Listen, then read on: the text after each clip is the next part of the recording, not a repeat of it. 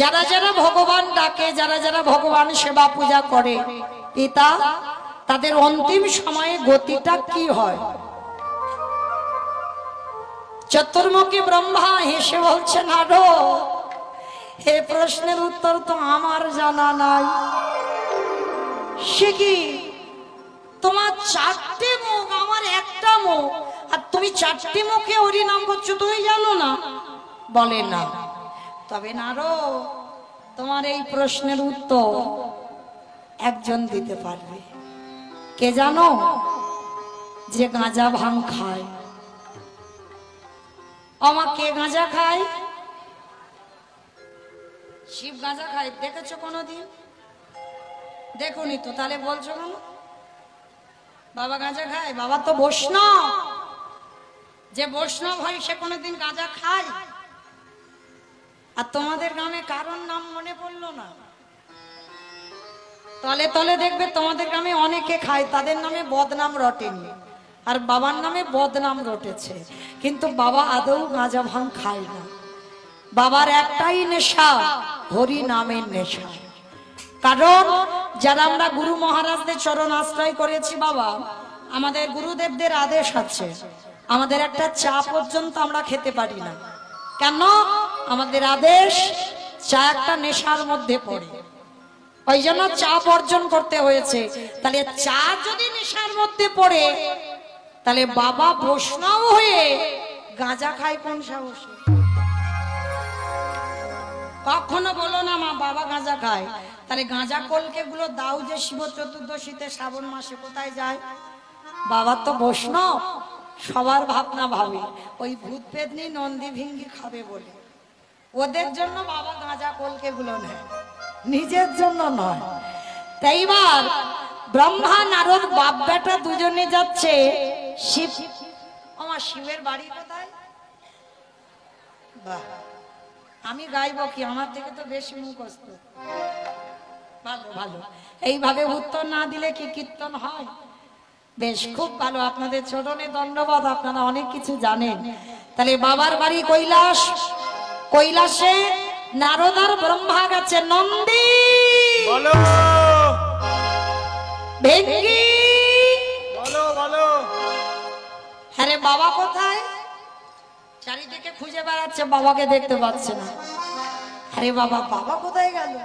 বলে দাঁড়াও, আমি দেখছি। ধ্যানে বসেছে, আর ধ্যানে বসে দেখছে বাবা কোথায় জানো?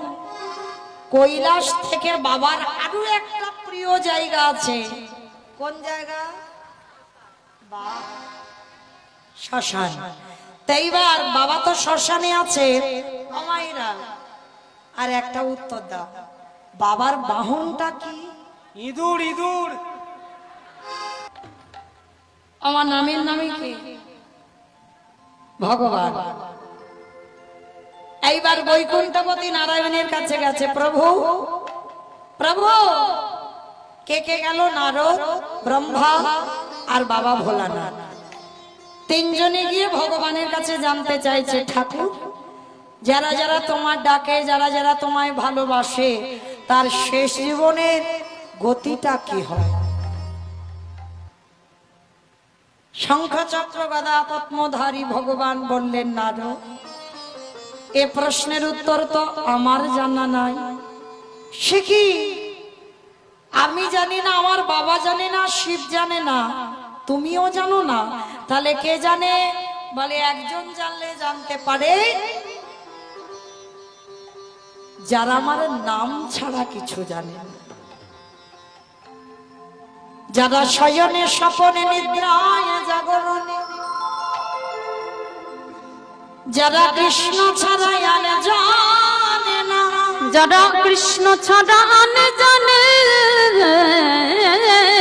না, তাদের কাছে চলে যাও, আর তাদের কাছে গেলে তুমি প্রশ্নের উত্তর পাবে। এইবার দেবর্ষি নারদ, বাবা ভোলানাথ, ব্রহ্মা আর বৈকুণ্ঠপতি নারায়ণ চারজনে আসছে কোথায়? মর্তের মাটিতে এক ভক্তের বাড়িতে। যে ভক্তের বাড়িতে এলে প্রশ্নের উত্তর পাওয়া যাবে। তাহলে ভক্ত আছেন কোথায়? ভক্তের বাড়িটা কোথায়? মথুরা জেলার অন্তর্গতে, মথুরা জেলার অন্তর্গতে অবন্তীনগর গ্রাম। আর এই অবন্তীনগর গ্রামে ভগবানের গুরুদেব বাস করতেন, যার নাম হলো সন্দীপনী মুনি। এই সন্দীপনী মুনি কেমন ভক্ত জানেন? প্রতিনিয়ত বাবা ব্রহ্ম মুহূর্তে ঘুম থেকে ওঠে। আমা ব্রহ্ম মুহূর্ত কাকে বলে? সূর্য উদয়ে 1 ঘন্টা 36 মিনিট আগে এই ব্রহ্ম মুহূর্তে সন্দীপনী মুনি ঘুম থেকে উঠে প্রতিনিয়ত ওই দরজার ধারে বসে বসে কাঁদে। কেন কাঁদে? সংসারের জন্য নয়, নিজের জন্য নয়, ভগবানের জন্য নয়। তাহলে কাঁদে কার জন্য? হে দয়াময়, আমার দুয়ারে তুমি একটা অতিথি পাঠাও। আগে অতিথি সেবা দেব, তারপরে আমি তোমারে সেবা দেব, তারপরে আমি নিজে প্রসাদ পাবো। কি গো মাইরা, আছে এমন ভক্ত জগতে একজনও? আগে অতিথি সেবা দেবে, তারপরে ভগবান সেবা, তারপরে নিজের সেবা। আর যেদিন অতিথি সেবা হয় না, সেদিন জল স্পর্শ করে না, আর ভগবানকে কিছু দেয় না। তো আজকের দিনটা কেমন দেখেন বাবা। সকালবেলা 3 জন বৈষ্ণব সেবা হয়ে গেছে, মনে বড় আনন্দ। এবার দুপুরবেলা প্রভুকে সেবা দিয়ে নিজে প্রসাদ পাবে, কারণ অন্যান্য দিনে 1-2 বৈষ্ণব সেবা হয়। আজকে সকাল সকাল সন্দীপনী মুনি 3 জন বৈষ্ণব সেবা দিয়েছে। আর 3 জন বৈষ্ণব সেবা দিয়ে দুপুরবেলা ভগবানের চরণে ডালাটা নিবেদন করেছে। ডালাটা ভগবানের চরণে নিবেদন করে জানাচ্ছে, প্রভু ছোটবেলা থেকে তোমায় ভালোবাসি, ছোটবেলা থেকে তোমায় ভজন করি, তুমি কি পারো না একবার কৃপা করে আমায় দেখা দিতে? তোমায় ডাকতে ডাকতে আমায় দন্ত পড়ে গেল, কেশ পেকে গেল, চামড়াগুলো আলগা হয়ে যাচ্ছে। ঠাকুর তুমি কি পারো না একবারে কৃপা করে আমায় দেখা দিতে? এত কাঁদি, এত ডাকি, আমার চোখের জল তোমার চরণে যাই না কেন?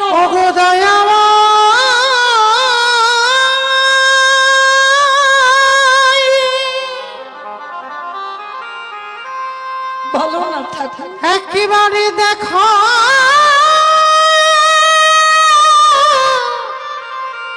দেখো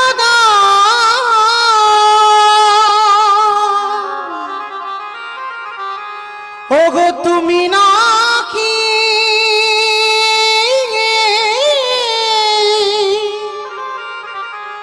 করুণা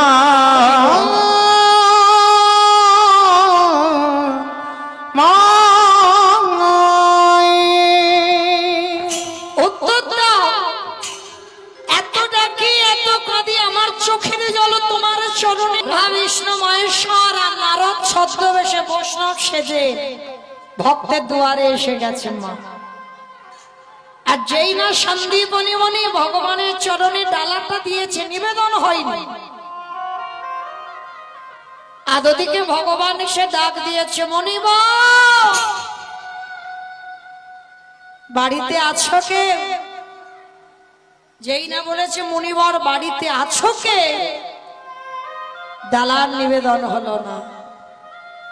দরজায় ছুটে এসে দেখছে মা 4 জন বৈষ্ণব। আচ্ছা মা বলেন তো, আগে অতিথি সেবা না আগে ভগবান সেবা?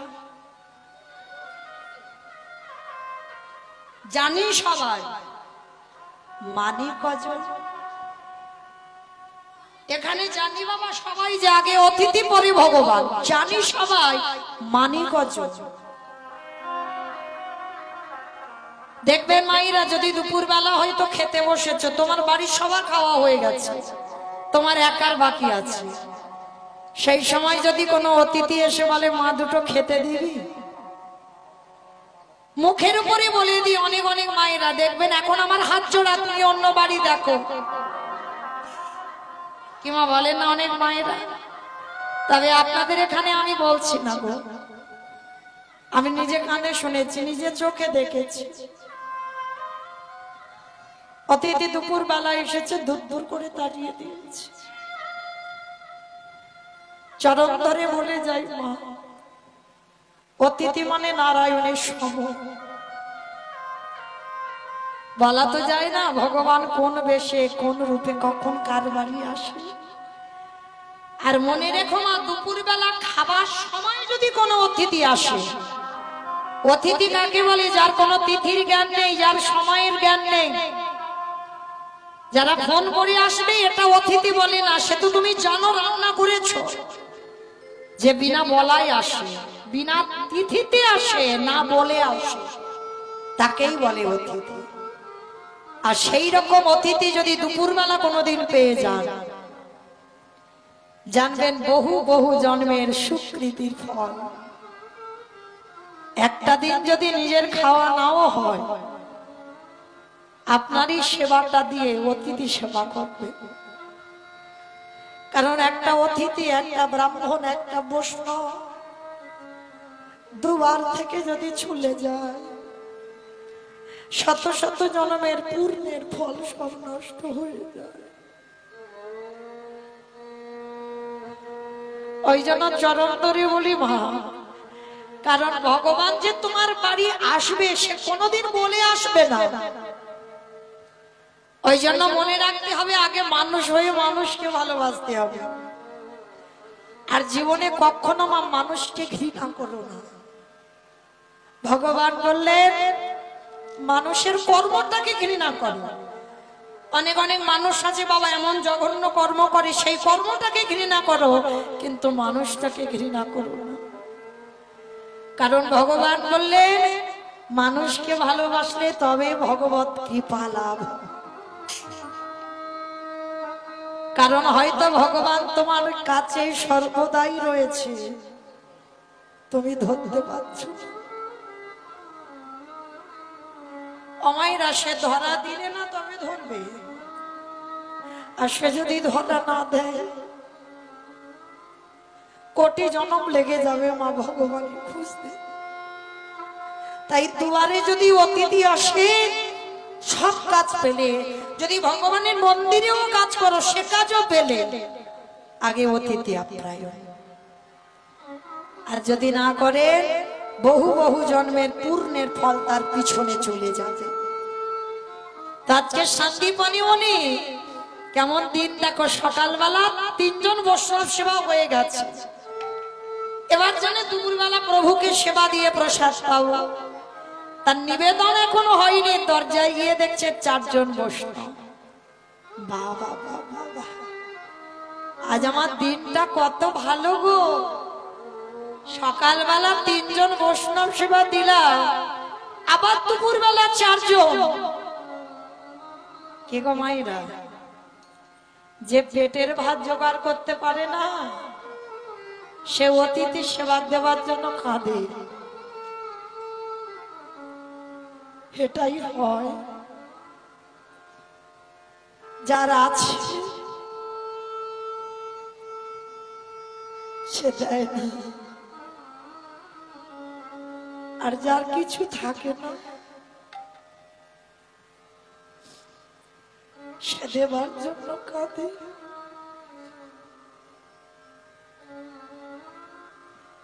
এটা বাস্তব। দেখবে যারা বড় লোক তাদের বাড়ি যাবে, অতি কষ্টে 10 টাকা হরি নামে চাঁদা, আর একটা কুড়ে ঘরে গিয়ে দাঁড়াবে, যার কিছু নেই সে চেষ্টা করবে ভগবান সেবায় কতটা দেওয়া যায়। কারণ যার আছে ভগবান তার বাড়ি যায় না।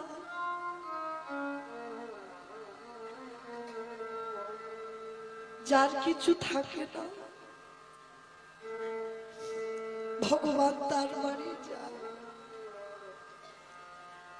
আর একটা কথা মনে করে মা, যারা লক্ষ্মী, কালী, দুর্গা, সরস্বতী, মনসা, শীতলা ভক্ত, তাদের পার আছে।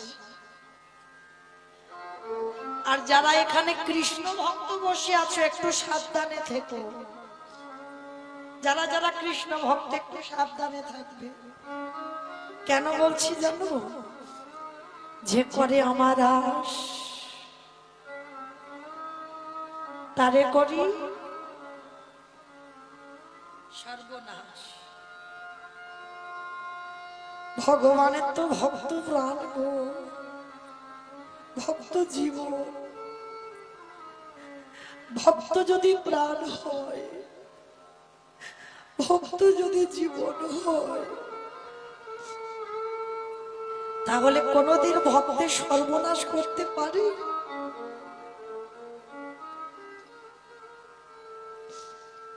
আমরা বলি ভুল, আপনারা শোনেন ভুল। যে করে আমার আশ তারে করি সর্বনাশ। সর্বনাশ নয়, সব নাশ। কি নাশের কথা বললো? আত্মীয় পরিজন, বন্ধু বান্ধব, জায়গা জমি, সম্পত্তি, সব থেকে তুমি যারে বেশি ভালোবাসবে। জীবনে প্রথমবারই ভগবান তোমার কাছ থেকে কেড়ে নেবে।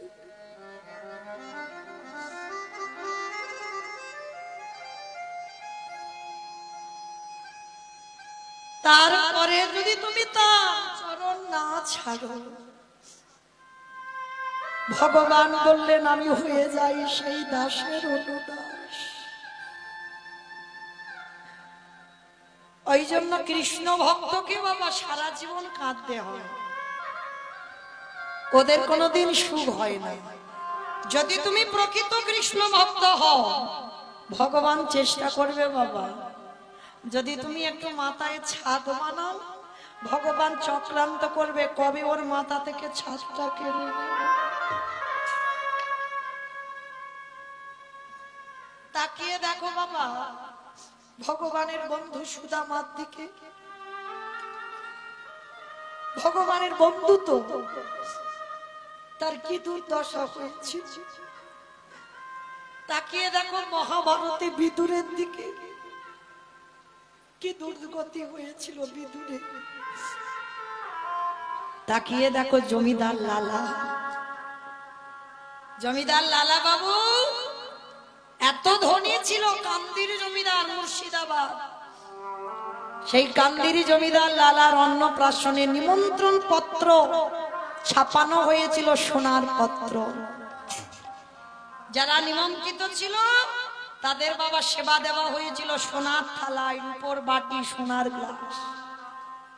সেই জমিদার লালা বাবুর একটাই কথায় চৈতন্য হয়ে গেল। একটা কথা, এক রজগ কন্যা তার বাবুজিকে বলছিল, বাবুজি বেলা বাসনায় আগুন দেবে না বাবুজি গো।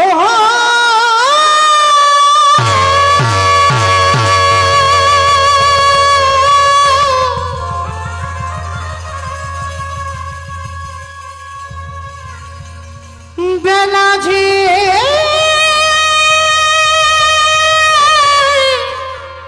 চলে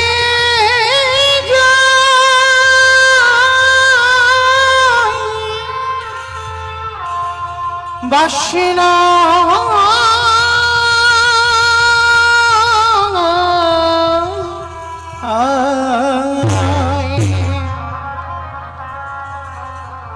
বাসনায় আগুন আগুনে দা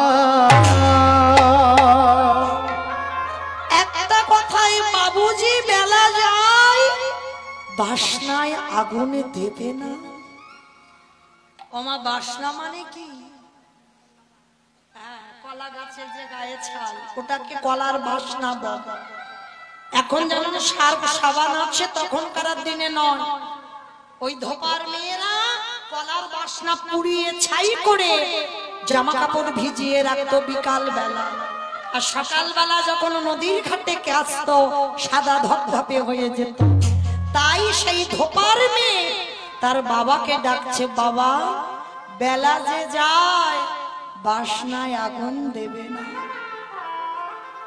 লালা বাবুর বিবেক যেন দংশন করলো। লালা, ওটা বাসনা নয়, বাসনা নয়,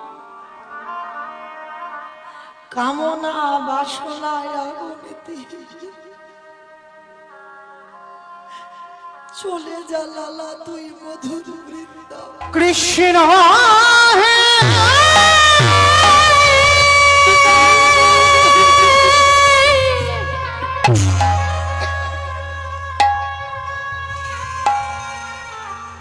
দেখা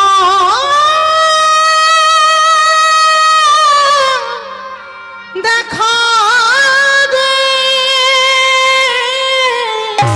একেবারে দেখা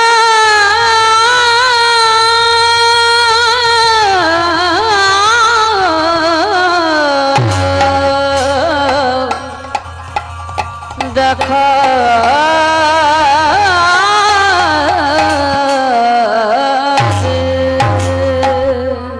তাহলে মায়েরা কৃষ্ণ ভক্ত যারা হবে তাদের পথের ভিখারি হয়ে যেতে হবে। আর আজকে সেই সন্দীপনী মণি যখনই দরজায় দাঁড়িয়েছে, ভগবান বলে চিনতে পারল না যে চারজনে এসেছে, ব্রহ্মা বিষ্ণু মহেশ্বর আর দেবর্ষী নারদ। আসুন আমার ঘরে আসুন, আপনাদের সেবার ব্যবস্থা করব। চারজন বৈষ্ণবের চরণ ধৌত করেছেন, বসার জায়গা দিয়েছেন, ভগবান বসেছেন। বসে বলছে, মুনিবর দুটো খেতে দিতে পারবে? হায় রে, যার আছে ভগবান তার বাড়ি যায় না, আর যার কিচ্ছু নেই ভগবান তার বাড়ি যাচ্ছে। আর যেই না আঁচল বেঁধেছে, সন্দীপনী মনে জানে সকালবেলা কিছু ভিক্ষা করে চাল ডাল আছে, আর সেই ভিক্ষার চাল ডাল গুলো অতিথি আপ্যায়ন হয়ে যাবে। ছুটে গেল ঘরে, আর ঘরে গিয়ে মা চালের হাঁড়িটা খুলে দেখছে একটাও চাল ডাল পড়ে নেই। গেল কোথায় মা? ওই যে করে আমার আস তারে করি সব নাশ। তাহলে আজকের পর থেকে কেউ বলবে না সর্বনাশ, সব নাশ। তাহলে সব নাশ করে দিল, কিচ্ছু ঘরে নেই। এইবার এই মণিবরের একটা ছোট 5 বছরের ছেলে আছে, যাকে বাবা আদর করে বটু বলে ডাকতো। বাবা ডেকেছে, অবটু, বটু রে। আরে বাবা এদিকে আয়, আমার এই হাড়িতে তো চাল ডাল রেখেছিলাম, দেখেছিস বাবা? কই বাবা? আমি তো দেখিনি। আমি দেখবো কি করে? আর চাল ডাল কোথায় আছে আমি জানবো কি করে? আমি দেখিনি বাবা। বাবা তোমার চোখে জল, তুমি কাঁদছো খোকারে। আমার দুয়ারে 4 জন বৈষ্ণব, বলতে পারিস কি দিয়ে সেবা দেব? এই জন্য তুমি ভেঙে পড়ছো। দাও ঝোলাটা একটু দাও তো দেখি, আমি একটু দাঁড়িয়ে দাঁড়িয়ে ভিক্ষা করে এনে দিই। তুই পারবি? কেন পারবো না? আজকের আমি ছোট, এখন থেকে যদি একটু শিখে না রাখি, বড় হয়ে দেব কি করে বৈষ্ণব সেবা? কি বাবা, সন্তান জন্ম দিলে হবে না? কি গো মায়েরা, 10-5টার দরকার নাই, একটাই হোক, সে যেন সে একজন। যেমন এই হরিনাম যজ্ঞের কমিটি দাদা ভাইরা বাবারা যারা আছেন, তাদের বংশে যদি কোনো সন্তান থাকে, একটা কথা মনে রেখো, এই যে আমরা হিন্দু ধর্মের মানুষ, সনাতন ধর্মের মানুষ, এই যে ধর্মীয় কাজ, বিশেষ করে কলিযুগে এটাই তো শ্রেষ্ঠ নাম। যারা আজকের কমিটিতে আছে চিরস্থায়ী তো থাকবে না মা, থাকবে কি? আসা যাওয়ার খেলা, চলে যেতেই হবে। কেউ এখানে থাকবো বলে আসেনি। তাহলে যেদিন বয়স হয়ে যাবে, কমিটি থেকে বাবা পদত্যাগ করবে, যেদিন চিরজন্মের মতো চলে যাবে, তারই বংশের সন্তানদের যদি তারা আগে আসে ধর্ম কাজে, তবে জানবে তুমি সন্তান জন্ম দিয়ে তোমার জীবন সার্থকতা করেছ। কারণ যে সন্তান তোমার অবর্তমানে তোমার ধর্মের কাজে সাহায্য করবে, সেই হবে তোমার সুযোগ্য সন্তান। তো আজকে বটু বলছে, বাবা আজ আমি ছোট, তোমার কাছ থেকে যদি শিখে না রাখি তোমার অবর্তমানে, আমি করব কি করে বৈষ্ণব সেবা? বাবা বলছে, তুই পারবি? কেন পারবো না?